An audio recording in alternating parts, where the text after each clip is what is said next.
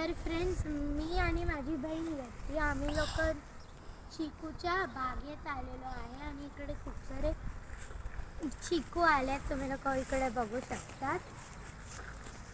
इकडे एक चिकू लावला आहे आणि इकडे पण एक चिकू आहे आणि मग या झाडाला पण आलं चिकू.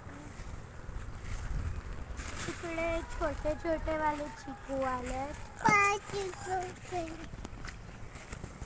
आणि इकडे पण चिकू आले आहेत आणि इकडे मोठे वाले पण चिकू भेटतील.